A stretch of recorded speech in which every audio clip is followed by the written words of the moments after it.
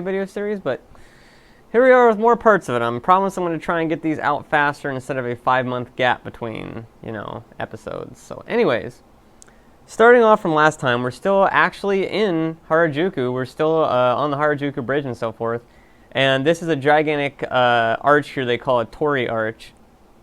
And it's basically the entrance to this. It's kind of funny because like you have the bridge and you have all this, fashion and all this crazy stuff and everything else like that going on. But then you have right next to it, not even like a 20-foot distance away from it, is this huge like forest area that's all nature and natural and relaxing and everything else like that. And it's just so funny. It's just like right there, that like juxtaposition right there. That's just like boom. But anyways, here's some of the shots of it. You can see like the area is real well maintained, but they also let it grow naturally and everything like that. More shots of it, so forth, etc. Another shot of the forest area. And then I find it funny, I took a picture of this because the sign has like, what is that, like 10 kanji plus on there? And the sign just says, apparently in English, no smoking. Just need 10 kanji to say no smoking. So I'm going to chalk it up to, it's another example of, I showed it some of the Tokyo 2005 series, but I think it's an example of stuff where the sign actually says a lot more than no smoking, but they just figured that the only real relevancy of it to like Americans or foreigners and stuff like that is pretty much just going to be no smoking. Just, that's the only real thing you got to take from it. It's like the other stuff there is probably like, this is something you shouldn't do, and this is something you shouldn't do, and here's another thing that's interesting about it, but no smoking is really all you need to, worry about. And that's my timer letting me know I need to do stuff. And so another sign here, I know that the top one is something to do with trees, I believe, because I know that 3 of those kanji, if you have like this one, and then one more on top of it, it's forest. And I believe this is like trees or wood. I think this is trees and the kanji by itself is wood, if I remember right. I'm pretty sure on that one. So anyways, so it's probably something like that. And then if I remember right, this is like either entrance or a direction. I can't remember which. Like I said, I've forgotten a lot of this, and stuff like that. This is ni. So basically it's saying like ni is used in a lot of cases in Japanese, if I remember right, to be like a location or a area thing, like something to do with like area or location or positioning, etc. Like, kind of ironic because it's like the reverse of in, and it might be used as like in some cases, like Bob was in the house or whatever else. But anyways, so from what I'm probably going to take a guess from this is like the forest is this way, and then this is the sign for person, so it's like don't go in there because it's like, if I remember right, this is something saying like negative, so probably like don't go in the forest is the gist of what I'm getting from this. Could be wrong, but that's what I'm probably pretty sure of. And then going back to the whole culture stuff, like the high culture and all that stuff and everything else, now you have a real mix of it because now you have like a gift shop, but it's all like traditionally themed gifts and very, very stuff that's steeped in like the culture of Japan, stuff that's very traditional, much like if you went to, like an ye old time American shop or whatever else and found like a bunch of cultural things there that were all mythology stuff or very, very well-known things in American culture, like, old folk tales and stuff like that. So the first thing you find in here is a proper way of using chopsticks. And, of course, there is a lot of English here. One, use chopstick casually. Chopstick is very important in Japanese lifestyle. Japanese chopstick made the history and Japanese table etiquette. Chopstick culture fostered the Japanese food, which very delicate and 3-dimensional. We don't want 2-dimensional food. That's not good for you. Why don't you reconsider the value of using chopsticks?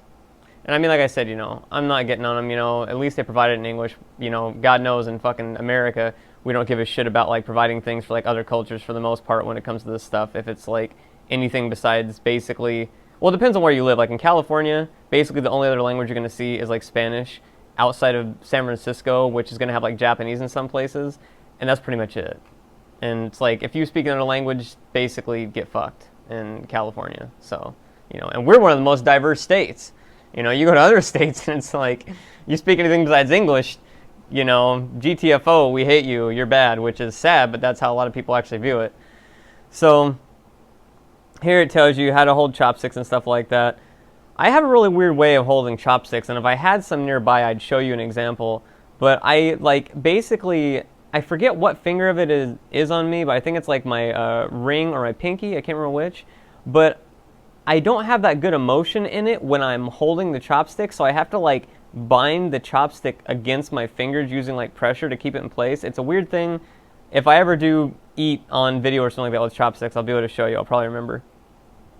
And then you have a lot of the traditional, again, you know, really traditional Japanese foods. This is like the equivalent of, like, you know, American grits and gravy or something like that, you know, or whatever else.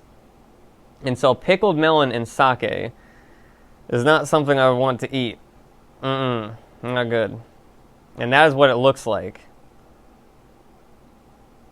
I would have a hard time getting that down. I mean, maybe it tastes great, but everything pickled I've ever eaten, no matter what the culture, made me want to throw up. And here we have more of it. And here we have pickled melon and soy sauce. Apparently pickled melon, very popular. And here we have, I'm sure that a lot of you have seen these. This is a miniature version of the cat that Meowth is based off of, which you'll see the big version, the main version that he's based off of here in a minute. But the sign is saying happy Kato. Yeah, so it's just happy Kato. And then, if I remember right, this is the sign for small, but I could be wrong. Kind of looks like the sign for fire, but I don't think that's right. But I think it's a sign for small, fairly sure. And so it's just got a whole bunch of like little small ones and stuff like that. 420 yen means it's something like $4. So, I mean, not that bad for like a gift shop, you know. But then you got a slightly bigger one here, which is Happy Cat. And now this has been replaced by the kanji for big, which is, you know, saying it's bigger and so forth. These are $11. And then you get to the big one, which is the Miniki Nico, which basically is a cat that's in a lot of stores in Japan, basically for good luck. I can't really think of an equivalent in American culture or even Western culture in general, but these are in a lot of stores because these are the ye olde version of the Japanese currency when they had like the flattened, you know, coins like this and whatever else, that were round ones. And so I might be wrong on that. I'm pretty sure on that though. But it's the old style of it. So this cat design here has been around since, you know, like antiquity. It's been a while, you know, and stuff like that. And so it's just supposed to basically represent, you know, good luck, fortune, money, blah, blah, blah. But of course, though, if you've seen Meowth in Pokemon, you know that he has one of these coins on his forehead and he's a cat. So he's basically a, you know, Pokemon version of this cat is the whole representation there. And the reading for this is completely different. I don't know what the hell that's saying. But this is, it looks like 88, so it looks like $88 for this, so hope you got some money. And down here you can see, well, it's hard to see on here, but you can see Hello Kitty versions of it in the bottom left there. So, oh, there we go. I got a better version of it. Or is it Hello Kitty? No, it's not even Hello Kitty. It's just random ones. It just says gold, and then, yeah, this says Chan something, but I don't know what the hell else it says. And then got those. And then you got little owls, which it says Pia Fukoro. I think Fukoro is like the Japanese word for owl. So I'm not really sure what the Pia is. Piafu Kuro. Maybe it's crow? I don't know. I don't know what the hell it is. But anyways, little cute owls there. And then here's a shot of outside the gift shop when you come out the other end. You can see a bunch of people are getting off of tour buses here and everything else like that. And here's a Japanese-style toilet. Now, I covered this in the 2005 series. But to go over it again, basically, Japanese toilets are literally urinals in the ground. I don't know if they've always been urinals in the ground. I mean, obviously haven't always been urinals in the ground, but I mean, I don't know if this happened after like World War II when we came in and like put a bunch of our culture in there, or if they always just imported urinals and they just stuck them on the damn ground, or if urinals even existed back then. But anyways, so what you do is you literally have to squat over it. If you want an example of what this looks like, look at the way the E Honda squats on Street Fighter 2 when he's like in his standard neutral pose. That's literally what you have to do, is you have to squat over these and shit. Now, a lot of you may be going like, well, that's fucking stupid. Those crazy Japanese just got some fucked up shit. But in reality, it's the American way of sitting on toilets and Western way in general that is actually bad. Because you see, when you sit on a toilet, you actually trap the blood vessels in your legs, you know, obviously against the seat, which is not good for your body. But furthermore, when you sit like that with your legs closed and with your body in that sort of a position, it closes off the muscle it closes off the tube in your ass that allows you to shit effectively. It basically closes it off muscularly the same way that it's closed off when you're standing up, basically.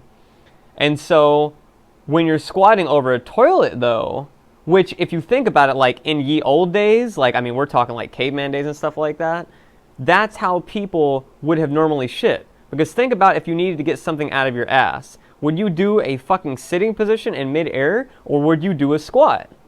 I mean, when you do a squat, you can shoot shit out of your ass like a goddamn machine gun. Like, you just can do it, you know? It doesn't really take much effort, and that's because in a squat, the sphincter for your ass, the tube, your intestines, etc., it opens up a lot better. It's in a much better position, and the shit just goes straight out of your ass, whereas when you're sitting down in a toilet, it has to go through like this weird curve to get out of your ass, and so it's a lot harder. So if you're sitting on a normal Western toilet, a good way to get shit out of your ass better is basically actually lean like you're a skier. Like, actually put your feet, it's either very in front of you or very in back. You have to look this up because I've actually forgotten myself.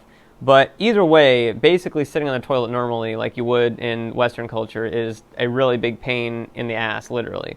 So when they squat and stuff like that, they squat right over the toilet and then they get shit down the hole and that's it. Now, obviously, my problem with this has always been is that I have super explosive shits. So if I were to do this, it would probably hit my shoes and probably some parts of my legs, which is why I never used the toilet there, except for one time when I never used this kind of toilet, except for one time when I really had to shit bad, and I couldn't get back to my hotel room in time, and I had to fucking shit, and somehow none of it got on me.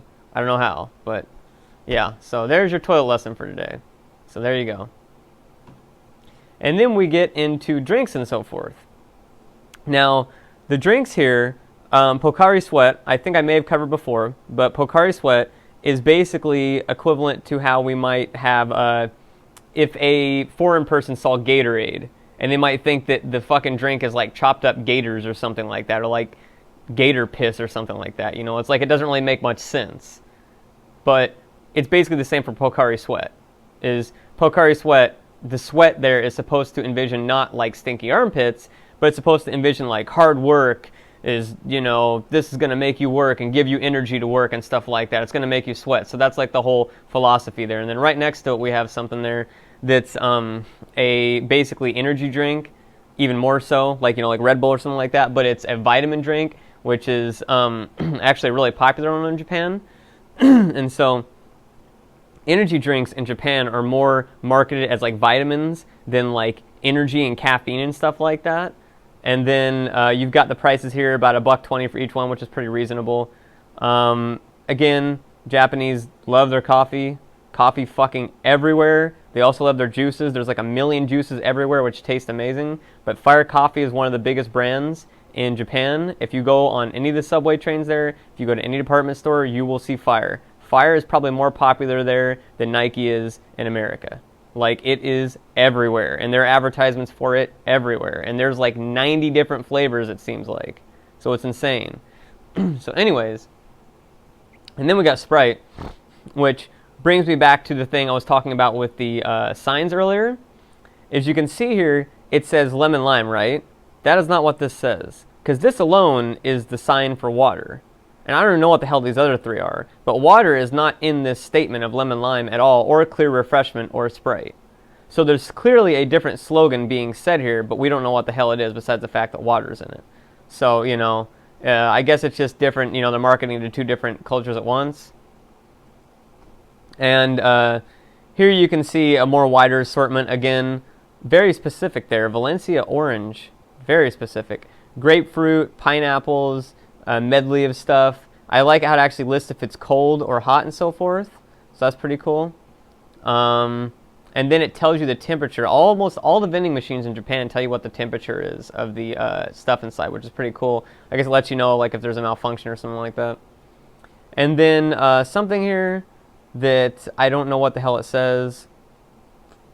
It says like Saida, and this is water again, and I believe this is like heaven. So something about heavenly water cider? I don't know.